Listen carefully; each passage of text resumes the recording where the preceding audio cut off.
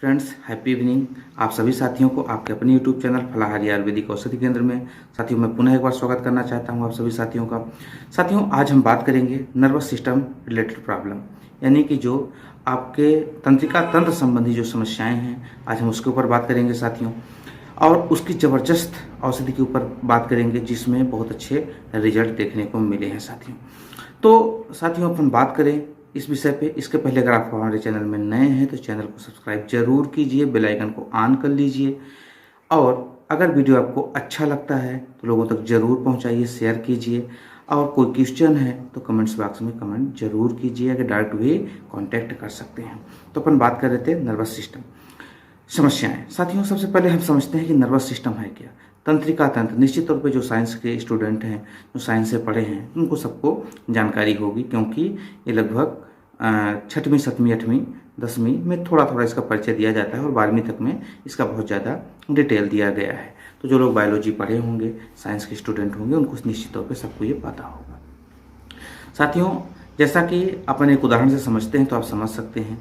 हमारे घर में एक मेन स्विच होती है, मेन स्विच जिसको अपन कंट्रोलर बोलते हैं, जो मीटर के बाद लगती है, और उसके अंतर्गत बहुत सारी जाल होती है।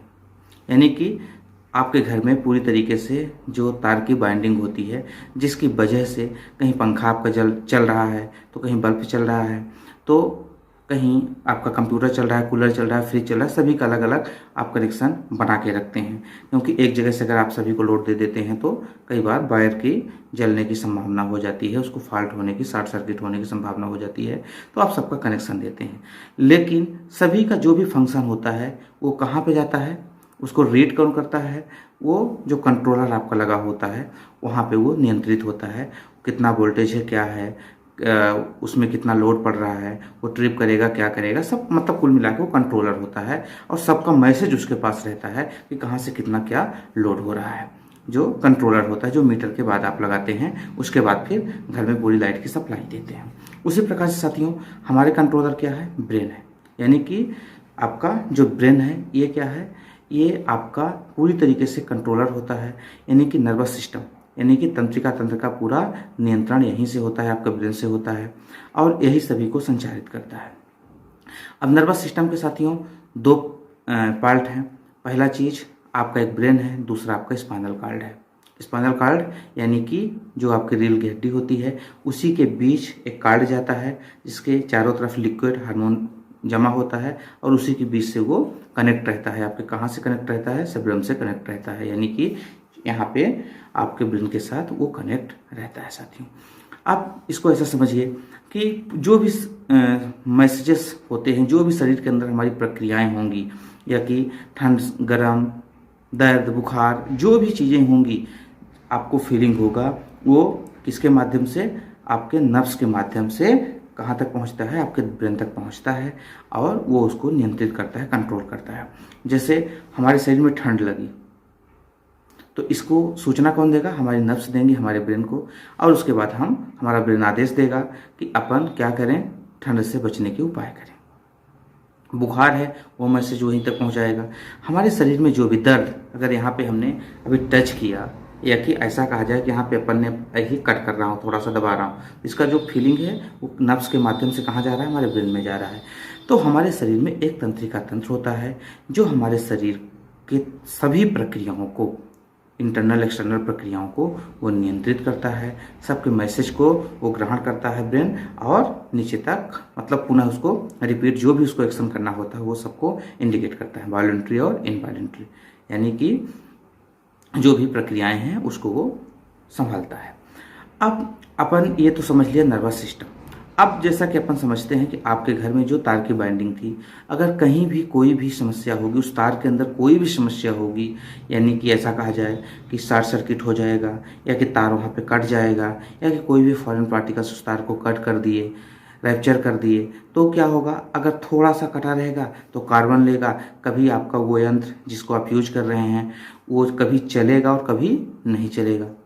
लेकिन अगर एकदम से कट जाएगा तो वहाँ तक मैसेज पहुँचना, यानी कि वो यंत्र पूरी तरीके से चलना बंद हो जाएगा, और जो आपका कंट्रोलर था मीटर के बाद, उसका उसका कंट्रोल वहाँ पे नहीं रह जाएगा और वहाँ से कोई भी मैसेजेस आना जाना या कि करंट आना जाना बंद हो जाएगा। अब साथियों, अपन इसको ऐसे समझते हैं कि यही समस्या हमारे शरीर में हो जाती है। उसके पीछे कई कारण हैं। कई बार आप देखते होंगे कि लोगों को एपिलेप्सी भी हो जाती है, मिर्गी की समस्या, वो नर्वस सिस्टम की समस्या है। लोगों को ऐसी भी समस्या, पैरालिसिस की समस्या, ये क्या है? ये भी आपका नर्वस सिस्टम की समस्या है। लोगों को कई बार पूरे अंग चौक हो जाता है, जाम हो जाता है, या कि सर्कुलेशन बंद हो जाता है, नसें सूखना शुरू हो जाती हैं। ये भी कौन सी समस्या है? ये नर्वस सिस्टम की समस्या है। यानी हमारे ब्रेन से और हमारे नर्व्स का कनेक्शन कट जाना या कि प्रॉपर ना पहुंचना, ये नर्वस सिस्टम की समस्या होती है, जिसमें अलग अलग पेशेंटों को अलग अलग सिम्टम्स आ जाते हैं। इसमें जो सबसे लास्ट स्टेज आ जाता है वो पैरालिसिस आ जाता है, ब्रेन स्ट्रोक हो जाता है कि प्रॉपर वहाँ तक मैसेजेस ना पहुँचना। मैसेज कैसे पहुँचता है? हमारे ब्लड के माध्यम से जो ऑक्सीजन होता है वो पूरा हमारे ब्रेन तक सप्लाई होता है और हमारे ये प्रक्रिया चलती रहती है। हमारे शरीर से नर्व्स के माध्यम से ये प्रक्रिया चलती रहती है। अगर आप अक्सर देखते हैं कि पेशेंट अनकॉन्शियसनेस हो जाता है, कई बार उसकी बीपी कम ज़्यादा हो जाती है, ये सब इसी से संबंधित समस्याएं होती हैं। कारण कई हो सकते हैं, उसको आप जब डीप में स्टडी करेंगे तो समझ में आ जाएगा साथियों।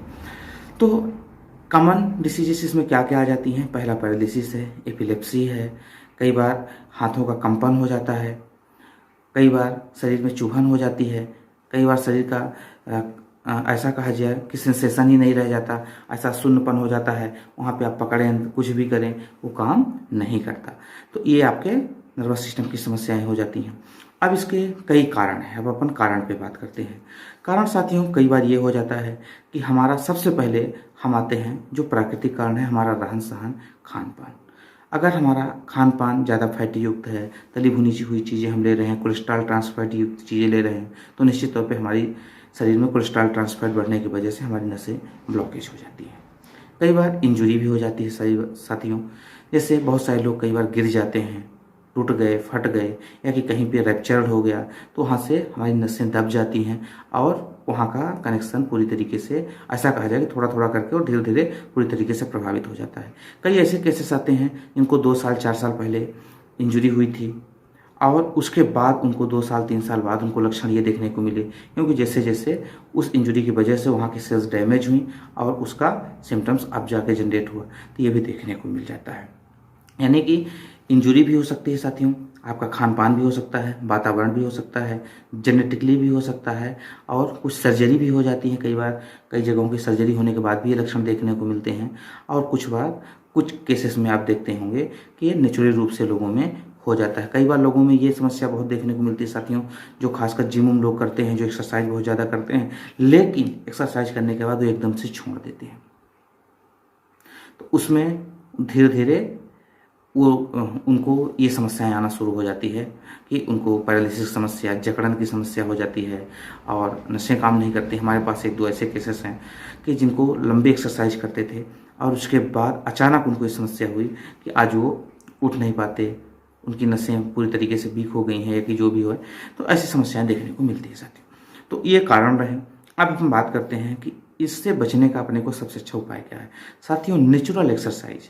नेचुरल एक्सरसाइज का मतलब आप देखते होंगे एक्सरसाइज के भी कई रूप हैं। हम भी एक्सरसाइज करते हैं, लेकिन ऐसा नहीं कि हमको कहीं ऐसे खेल में जाना है जो हम प्रतियोगिता में जाना है कि हम बहुत ज़्यादा मसल्स बिल्ड करें और ऐसा एक्सरसाइज करें कि बिल्कुल 2-2, 3-3 घंटे, 4-4 घंटे हम करते रह जाएं, और या कि हमको किसी प्रतियोगिता में भाग लेना है ना, या कि अपने को दिखाना है बॉडी को, तो वो एक्सरसाइज को हम सलाह नहीं देंगे, लेकिन किसी का अधिकार है, उसको मना भी नहीं करेंगे।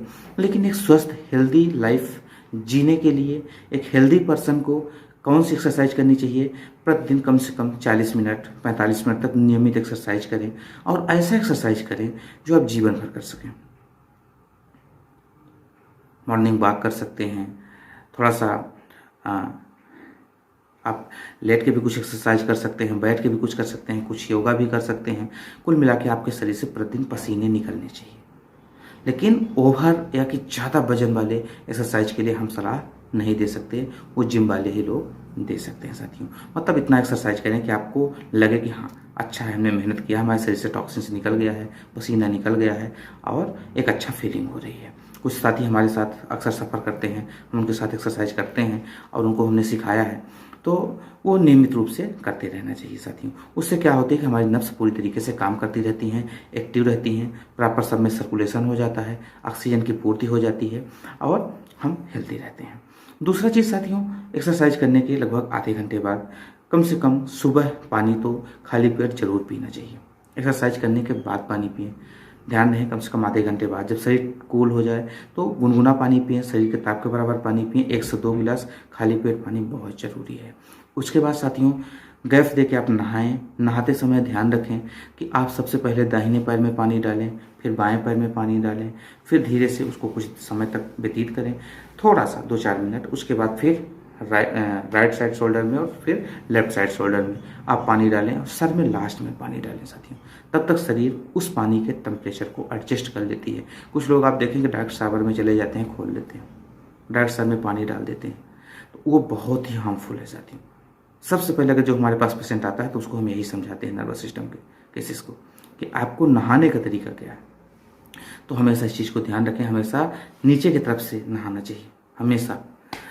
तो ये रहा साथियों कि आपको कुछ आचार विहार, एक्सरसाइज और आपका अब खान पान पे अपन बात करें साथियों। सबसे पहले अपन को ऐसी चीज़ें जैसे कि अक्सर आप देखते होंगे तली भुनी हुई चीज़ें हैं, आम का अचार है और ज़्यादा फैटी युक्त चीज़ें हैं, ज़्यादा ऐसी चीज़ें हैं जिससे बात का प्रकोप ज़्यादा बढ़ता है। जैसे आपका बैगन हो गया, कद्दू हो गया, कटहल हो गई। कटहल काफ़ी भारी होती है, उससे 1-2 पीस से ज़्यादा नहीं खाना चाहिए, डाइजेशन सिस्टम प्रॉब्लम कर देती है। तो ये समस्याएं साथी कि अगर अपन इनको लेंगे तो ये समस्याएं हमको मिलेंगी। अब अपन बात करते हैं इस केसेस में जो हमने ज़्यादातर केसेस में अपन ने मेडिसिन दिया है, जो प्रोडक्ट दिया है उसके बहुत ही अच्छे रिजल्ट आए हैं। हाँ, अगर आपको ऐसी समस्या है तो आप अपने डॉक्टर के पास जाइए, उसे समझिए, उनसे सलाह लीजिए और आप सेल्फ मेडिकेशन अगर ना करें तो अच्छा है, एक्सपर्ट से ही समझ लें, या कि डायरेक्ट आप हमसे भी कांटेक्ट कर सकते हैं या कि उन लोगों से भी कांटेक्ट कर सकते हैं जिनको हमने मेडिसिन दिया, प्रोडक्ट्स दिया, उनको बेहतरीन रिजल्ट मिले हैं। आप उनसे भी मिल सकते हैं, उसके बाद आप हमसे मिल सकते हैं। तो साथियों इस केसेस में हम पहला प्रोडक्ट देते हैं आपके ये क्रिलाइन। ये बहुत अच्छा है, ये नसों के लिए बहुत अच्छा काम करता है।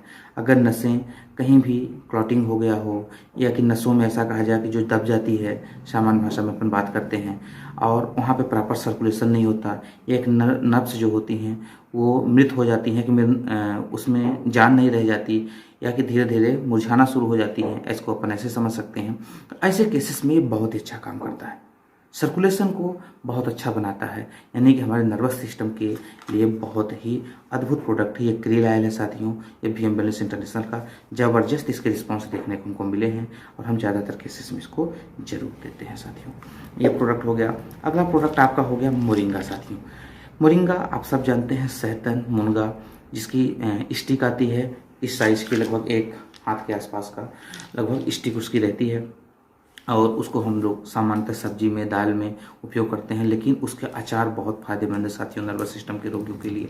उसको भी आप रख सकते हैं, उसको कंटिन्यू खा सकते हैं। उसी का बना हुआ, उसकी पत्तियों को बना हुआ मोरिंगा है साथियों। गजब का इसका रिस्पॉन्स है नर्वस सिस्टम और हर चीज़ों के ऊपर। कई बार कुछ विटामिन से मिनरल्स की कमी की वजह से समस्याएं हो जाती हैं, तो उस केसेस में भी ये बहुत ही बेहतरीन काम करने वाला प्रोडक्ट है और निश्चित तौर पे आप सबको यूज करना चाहिए इसको। इसके साथ साथियों 2 प्रोडक्ट जैसा कि आप जानते हैं हम अपने वाटर इलेक्ट्रोथेरेपी के माध्यम से तैयार करते हैं, जो प्लांट किंगडम की होती हैं, नेचुरल होती हैं और बहुत ही अद्भुत इसके रिजल्ट होते हैं।